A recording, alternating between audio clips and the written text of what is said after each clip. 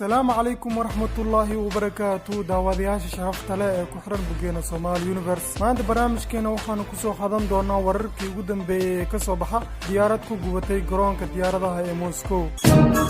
haddii aad ku cusub tahay channelka Somali Universe fadlan subscribe leh rukumana batanka notification ka si ay ku soo gaaraan fiidiyoada ugu dambeeyay aan soo upload kareyno mahadsanid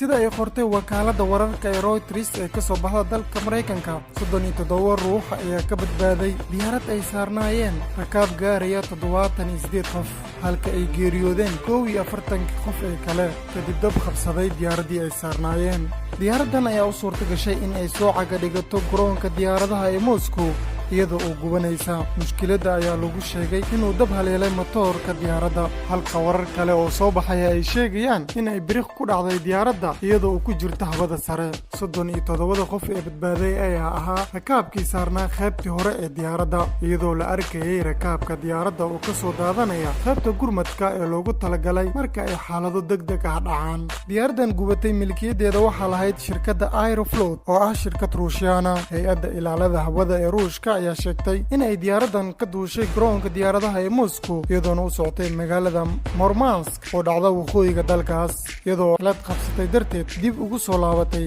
garoonkii ay ka duushay rakaabka diyaaradda ayaa gaarayay 73 qof halka howlwadeenada diyaaradan ay ahaayeen 5 ruux sugeyn tiradii saarneed diyaaradan ayaa ahaa 78 qof guddi loo saaray xaqiijinta ama dabagalka arrintan ayaa sheegay in ay wadaan baaritaano ku aadan sababtii dhabta ahayd ee ka dambeysay gubashada diyaaradan waayahan dambe waxaa soo badanayay shilalka diyaaradaha bilowgii sanadkan diyaaradda Boeing 737 Max oo ay lahayd shirkadda Ethiopian Airlines ayaa ku burburtay hawada sare kadib cilad ku timid dhanka matoorka shirkadda soo saartay diyaaradan ee Boeing ayaa ugu dambeyn qiratay inay ciladaas ku ogeyd halka diyaarad kale oo siday Sala oo ah ciyaartoy kooxda Cardiff City ay ka soo iibsatay dhigeeda Saint-Étienne ee ka ciyaarta horyaalka dalka Faransiiska iyadana la waayay diyaaradii uu saarnaa Sala ayaa la muddo isbuuc ah kadib baaritaan dheer oo la sameeyay ayaa lagu ogaaday in ay burburtay diyaaraddaas uuna halkaa ku geeriyooday Mauricio Sala iyo howlwadeenadii diyaaraddaas haddaba daawade maxaa loo sababayn karaa shilalka diyaaradaha ee waayahan dambe soo batay